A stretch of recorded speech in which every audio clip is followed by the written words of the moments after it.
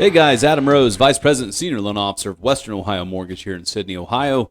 Today's another episode of the Mortgage Guy Podcast, and today we're going to do a quick market update on USDA and what's going to happen with rates, and we have a couple of event announcements for the OMBA as well as the Midwestern Ohio Association of Realtors, and we're going to dive right into this thing. Sorry, it's been a little bit hit and miss. It is summertime, and so we might be going every other week for just a little while until things get back to normal.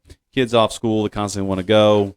People are buying houses. It gets a little busy. So let's dive into just a couple of things real quick on events coming up. So on Monday, July 14th, if you are watching this, you are a local real estate agent. You are part of the Midwestern Ohio Association of Realtors. That's more.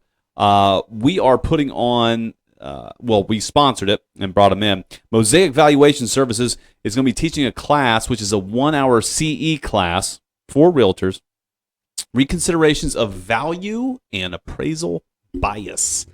That is Monday, July 14th at noon. It's going to take about an hour and a half here. So lunch will be provided. It's free for more members, $10 for non-members. So if you are watching this in your Dayton market, Lima market, whatever, you still want to attend, it's $10. So that'll get you some of your CE classes in. And you'll learn about the new process or newer process of getting a reconsideration of value completed.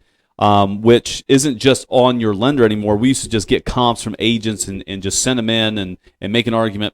Now the buyer's involved, the realtors are involved. There's a lot more to it, and there's a specific process that we have to do now, or which we have had to do for a little while now, but a lot of people aren't aware of what that process looks like. But that's what that class is all about. So thank you again for Mosaic Valuation Services for coming in and teaching that class for us. But other event, the OMBA, the Ohio Mortgage Bankers, we are kicking off with a new director. And we have our golf outing on September 22nd, 2025, which obviously is this year. It's the OMBA outing, and it is going to be held at Tartan Fields in Dublin. Again, September 22nd of this year. And it is a fantastic event. So if you want to get some more information or you want to sign up for that, go to the Ohio Mortgage Bankers Association website, and you'll be able to download a PDF and sign up for that. All right. So enough of that stuff. So let's talk two things. One, let's go USDA. So USDA just came out. They announced income limits have increased, which is a big positive. Last year we got a nice little couple $1,000 increase.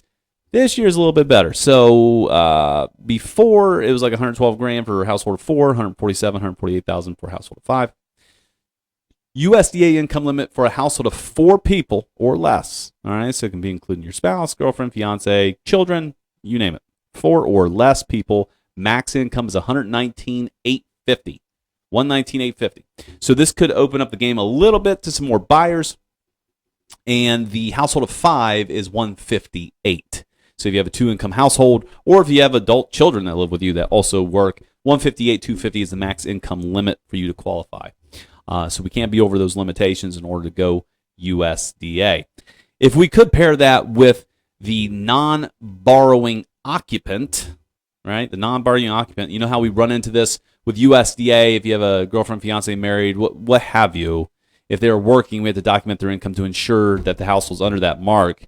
Well, they announced that change a while ago. They just didn't give us a date yet that they're going to remove that requirement and go with the income of just the people on the loan. 1 borrower, 2 borrowers, whatever the case is. And that could help us open up a lot more people into USDA financing so we don't have to compete with that income limitation. A lot more buyers. If they're a single buyer under 120, it's going to be fantastic. It's going to open it up. Huge. So there's still no date on that. I'm hoping October 1, when their fiscal year renews, or however you want to call it, whatever it is. I hope that's the plan.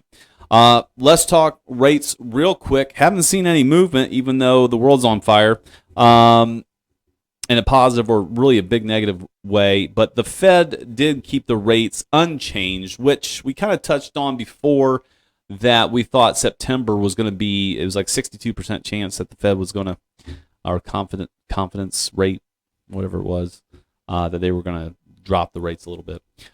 Even though there's been repeated requests from the executive branch to drop rates 2.5 points. 2.5 points. Again, remember, we talked about this before. Fed funds rate is the bank's ability to borrow money from the Fed to lend out. That is not the actual interest rate itself that you might be able to borrow funds from the bank for. Okay? There's a big difference. But they do follow, right? It's going to trend that way. If we have our Fed funds rate down at 2 or 2.5, I mean, we haven't seen those levels since 2020, 2021.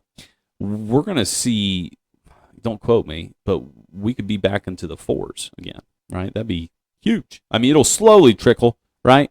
Because they're not going to do a 2.5 rate cut. That's going to be over time. They're not going to do it in one swing. So, but that'd be huge. For people refinancing that have bought over the last 2.5, 3 years, cut that interest rate down, save a ton of money. I do recommend getting close to 1 point drop in your rate before you pull the trigger on a refi. But this could be a sign of some good things to come. But the Fed did say that they expect 2 rate cuts to occur this year, as they do anticipate unemployment to creep up a little bit on us. And I kind of get why they're holding off a little bit. Inflation right now, that is sitting right around 2.4%, which is the best we've seen in a couple of years, probably since the beginning of 22. Right when everything started to take off on us. But the target's 2, right? So I'm sure the Fed chairman is just sitting there thinking, well, listen, we're so close to our target, let's not screw it up. But at the same time, I get the calls for the rate cuts because we are so damn close. And I'll tell you, if we get a small rate cut, it could really, really boost the housing market specifically, but boost economic development in general. I mean, just think about all the impacts that rates have on people. You know, businesses' ability to borrow monies in order to operate, people that are sitting on the sideline to start up new businesses and what that cost difference would be. I mean, there's just so much to it, right? People live on credit. Businesses live on credit, and their ability to keep functioning is based off of that. And I think it would be massive if we get a nice little cut there. But that's all I got for you this week, guys. I hope if I don't talk to you or see you and you're not watching one of my videos or one of my TikToks, I hope you have a fantastic Independence Day next week. Be safe out there. All right, don't do anything crazy.